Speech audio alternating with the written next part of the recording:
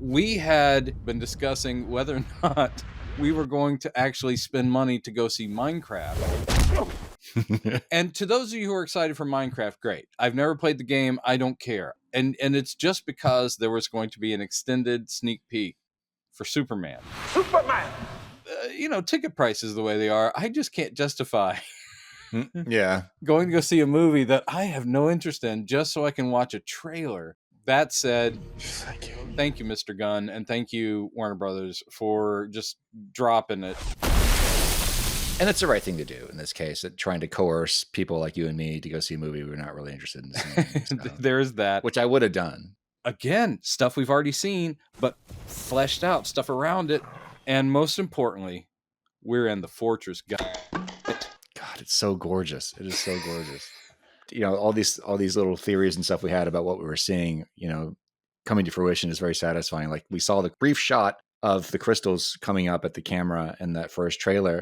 And we were like, what is that? Because it looked very similar. And I think a deliberate callback to the first formation of the fortress. It looks like it's being built and you're sitting there going like, shouldn't it already be built? Now we're kind of led to believe it pops up when it needs to. Yeah. Which I think is awesome. Which is brilliant. Yeah. Yeah. No giant key needed. No giant key needed, but still, it's got a big old door that gets a big old S on it. And I'm like, that's comic booky enough for me. Because one thing, of course, 78. But I always kept thinking, that's a really interesting design for Fortress of Solitude. But it doesn't look comfortable. It doesn't look like a home because it's that crystalline structure. This one grows very much like a crystal naturally would. And you sit there going like, where are the rooms and like chairs? And then once you get in there, which we do in this trailer, at least we see it, it's like, no, it's completely comic book. There's halls and there's labs and stuff like that. We see there's an elevator door off to the side. I noticed that like the third or fourth time I watched that. Ooh, because this is I think the top floor that's emerged. Top is just the entrance, and then all the other stuff is subterranean. Yeah. I'm all for it. And it shifts to focus itself for the sun, just like I was sitting there going, "Oh my god, they have crystalline lenses."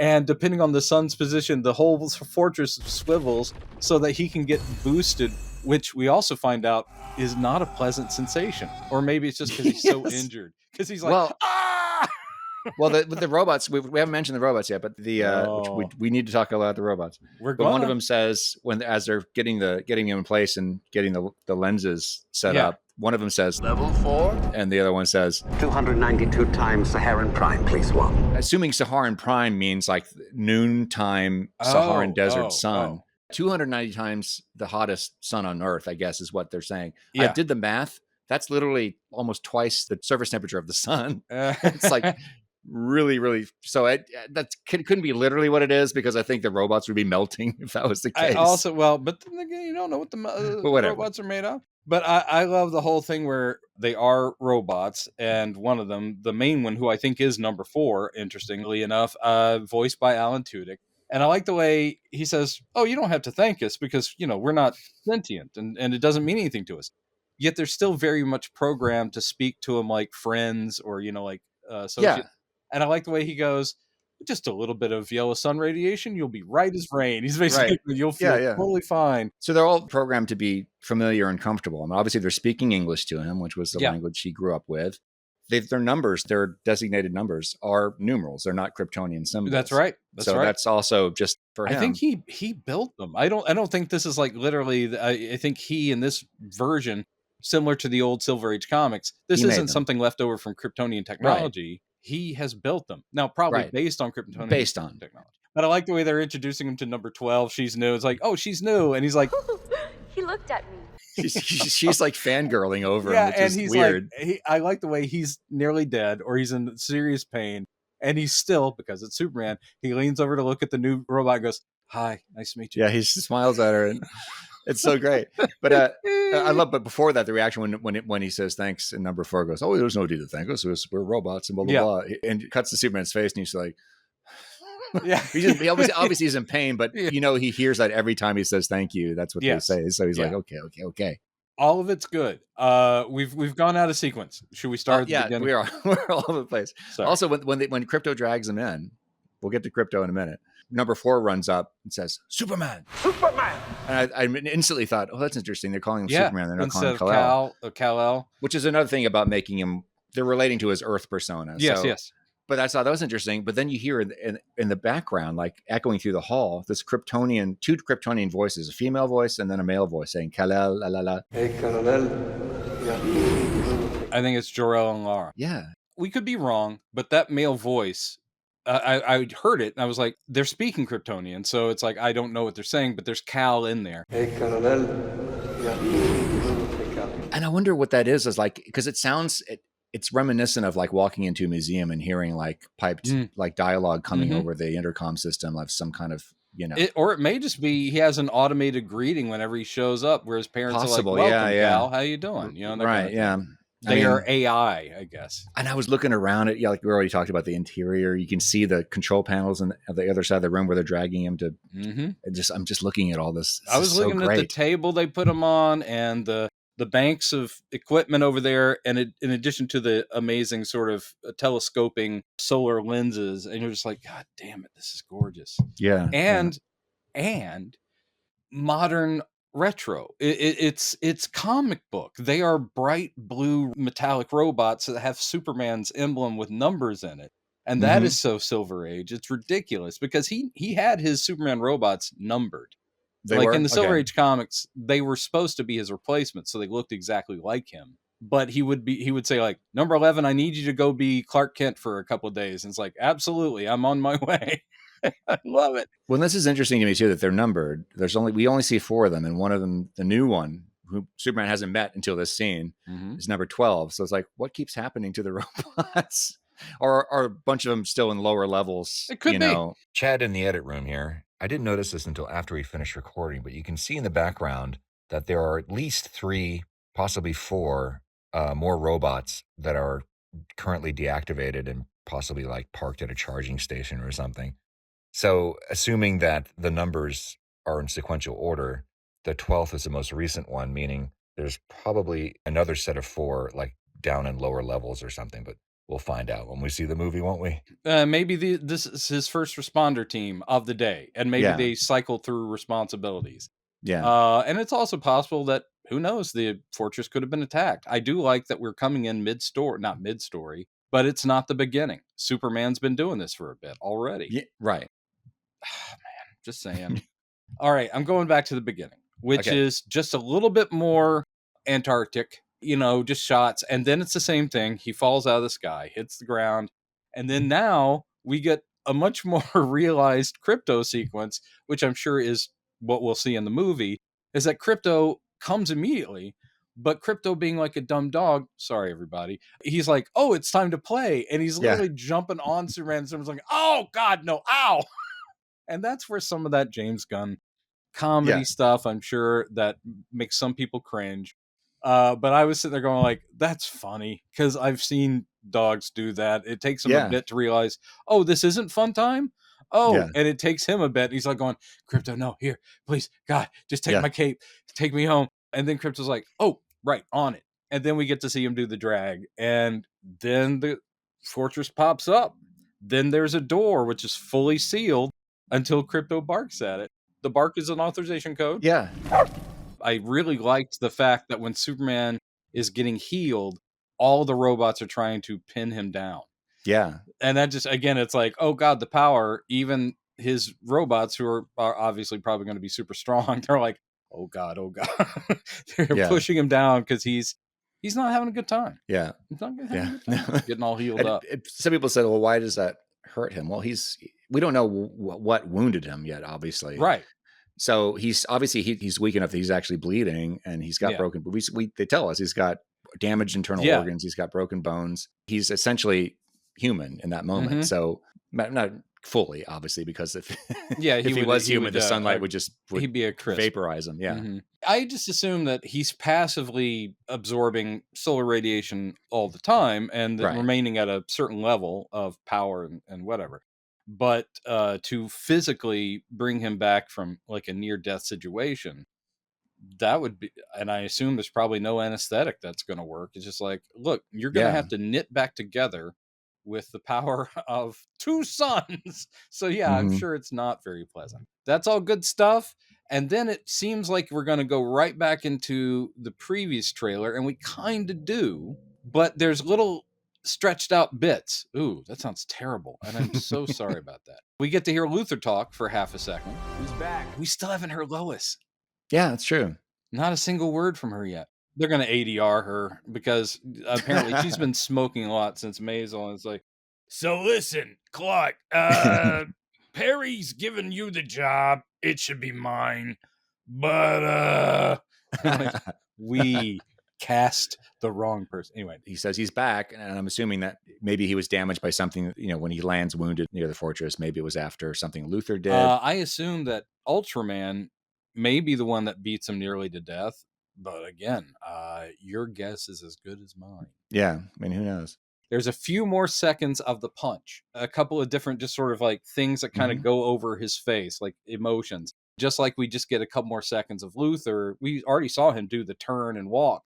But now he does say, yeah, he's back. And with the punch, it's like he's doing a wind up boom. And I'm like, oh, that's cool. We do see a few more seconds of that weird spherical creature over Metropolis. Yeah, where again, it seems like he and Lois are just hanging like, don't worry about that thing. Well, what's clear now, and we could see this in the first, you had to kind of look for it in the initial suit reveal picture that they put out. It looked like there's a little green ray. Green Lantern's taking care of it. Can't really see Guy Gardner from that distance, but you can't see.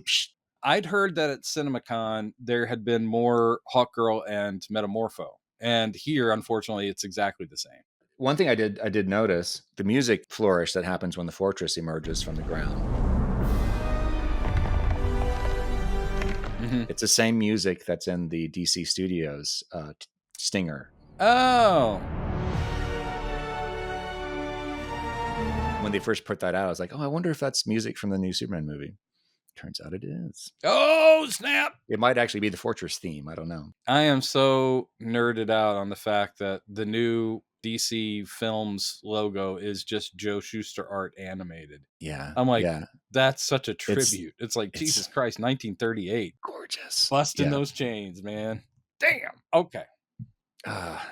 Yeah. One other thing that I noticed after watching this teaser several times, when the sun's beating down on him, you get to hear ba ba ba ba ba, the while he's screaming. Very reminiscent. Seeing these scenes so many times now, editing these clips. The Superman 2 scene where he's crushed Zod's hand and he's hoisting him over his head. It's the same cue right there. Ba ba ba ba ba. As you hear Zod going, oh. So in this case, it's screaming and that particular part of the score.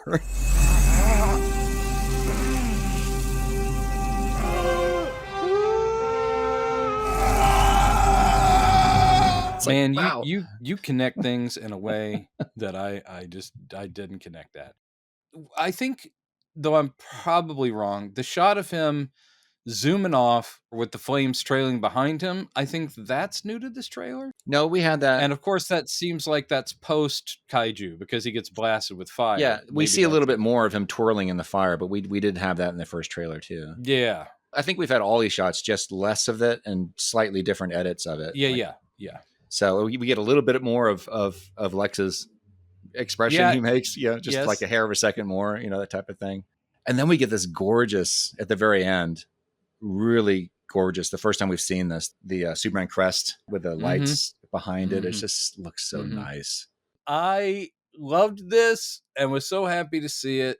What I am glad is that they are not front-loading plot, or showing us spoilers. I am sick of that, where it's like, well, I don't need to go see the movie. They've given me all 3 acts in the trailer. What we've got is just a really great hint of the sophistication of the kind of storytelling that he's doing. We're seeing a combination of Superman story elements from the comics that we've never seen in live action before. Yeah. We've had bits of it.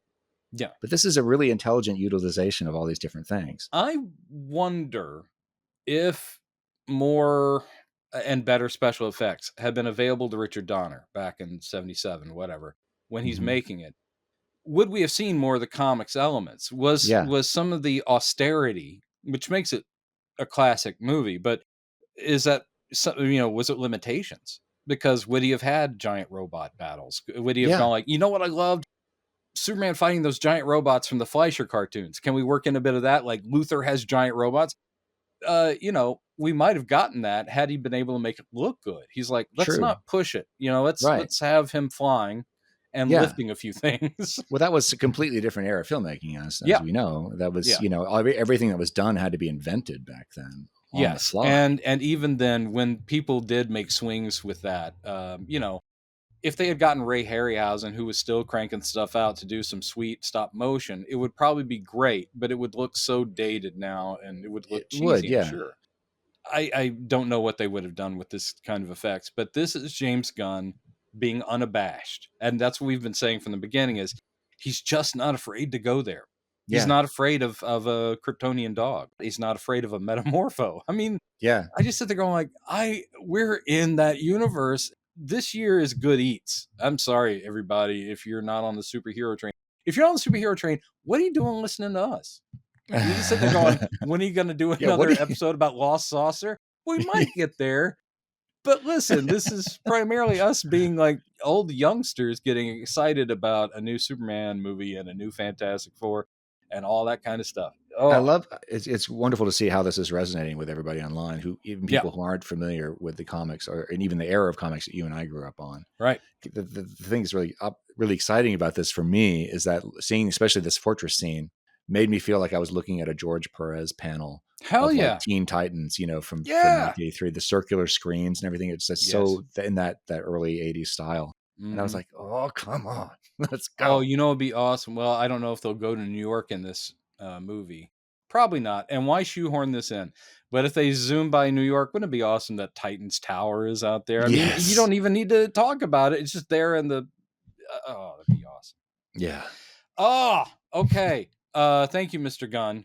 We're not the ones you needed to convince. I got to say, we've been on board since day one. But yes, there are plenty of people that still are going, Snyder got robbed. Sell the Snyderverse to Netflix. Let them take over and continue. I will give a shout out to our very frequent commenter, West McGee, who he was kind of been expressing disappointment that he wasn't getting as excited about this film as we are. But he did comment today after that sneak peek came out and says, I just want to tell you, I saw the sneak peek. I liked it. There you go. I thought you guys might want to know. I mean, it really isn't a us versus them thing at all. No. It's just, you love Superman. Here's more Superman. It's just end of the day. You heard us talking about this in recent clips we put out. It just breaks my heart when I see people who are like not planning to see this movie or drawing a line on. I'm like, it's going to be, well, I'm hoping it's going to be, it looks pretty good so far. Yes. We've both been trying to hold back from saying it's going to be a hit.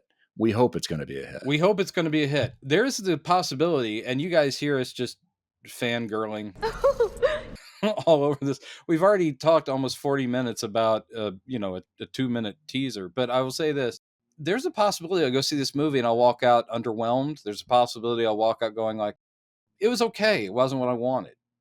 That is the Man of Steel experience for me as well. I was pumped. I went and saw it. I did not think it was right or good. And I walked out and there were people that were like, yeah. And I walked out going like, yeah, no, man. And what a shame. So we can't predict. We're not Nostradamus. Wait, we're not Nostradamus, are we? No. Okay. I'm still waiting on the test results to come back, but I'm pretty sure I'm not Nostradamus. Test. So I have no idea how well it a nasal thing. Is that like a COVID test? You're going to have to shove it way up in there because I feel a little Nostradamus-y today.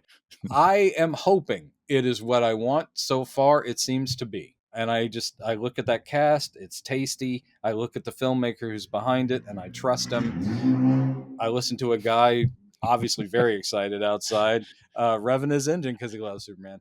So here's hoping. That's essentially it. And actually, that's a pretty good summation of Superman. Here's hoping. Yeah. And I see a lot of people online also saying it might not be what we want, except for it's what we need. There are people like going like, we just need heroes. And if they're fictional, great. But we need to be inspired. We need to feel hopeful about something. Yes.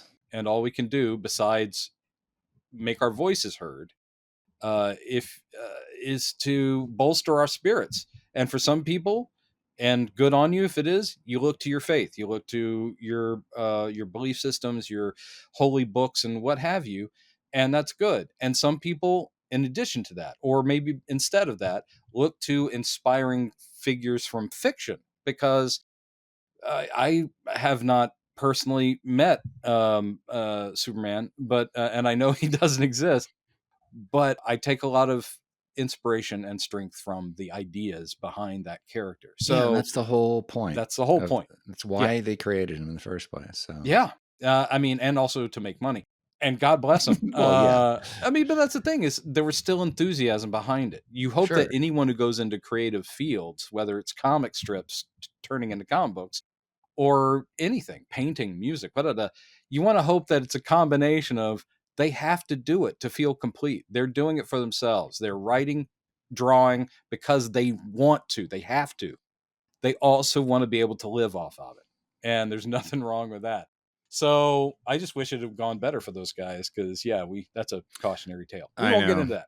Yeah. Anyway, yay! One thing I want to say, I don't know if you've seen, I'll send you this link. Send me a link. A really fun interview with the Prime cast, the main cast of the movie, and James Gunn at CinemaCon. And it's amazing how much they reveal about the movie. They're not really spoiling it, but they share a lot. Is it similar to that thing that I sent you that was James Gunn basically just giving a breakdown of where Superman is in this movie? Essentially, yeah, but it's them kind of discussing the nature of the characters, and also mostly the nature of the relationship between Lois and Superman, and the character motivations of Lex, which is great. But there's a couple of funny moments where they're not sure how much they can talk about certain things. Oh, yeah. Are they shooting a look to James? And James is like, there's one point where he reveals something that I don't think they knew that they were allowed to talk about. And maybe James just made a decision on the spot. He says, this is really cool scene where this happens. And you see David Cornsway go, I was just not spoiling that in another interview, but yeah. I was just not spoiling that in an interview earlier. There also seems to be some confusion between them, like with how much they're allowed to reveal about their relationship, their character's relationship, because you can see Rachel Brosnahan going, I don't know. I said that? Apparently, I've been trying not to say this all week. I know. Look, they have sassy times. It's all over the trailer. Yeah. And I think that's Clark getting some sassy and Superman getting some sassy. So we'll see. Maybe we'll talk about more about that next week. Yeah, but, I think this is just a special one-off to talk about this thing that just dropped, and hopefully you guys are as excited about, every little crumb that comes our way. Some people are avoiding all of it and just wanting to go see it fresh, and that's fine, which is great. I am, I think unlike you, you're probably going after a lot of leaks or purported stuff, and I'm avoiding as much as I can. It's really hard for me to resist that stuff. I know, and it's a weakness of mine. And you're good about so far, other than things like that. That's not leaks, but all that stuff that people are doing about the screenings and what people saw. I'm like, I don't want to get in. I don't want to know anything. Right. I do want to watch trailers and teasers, hear them talk to press. That's all good, because that's at least official, and hopefully they're not giving away the whole game. Anyway, I'm also going to send you a really good interview with Vincent D'Onofrio. Sweet. And we should talk more Daredevil. Yeah. We should talk more Superman the Animated Series. Oh, we will. We did cover the end of Severance, right? Yep. We're all wrapped up on Severance. We're wrapped up on Severance. Put that episode out last week. Okay, good. Or a couple days ago. And we'll chat at you guys later. Take care. Peace apps. Peace apps out. Thanks, everybody.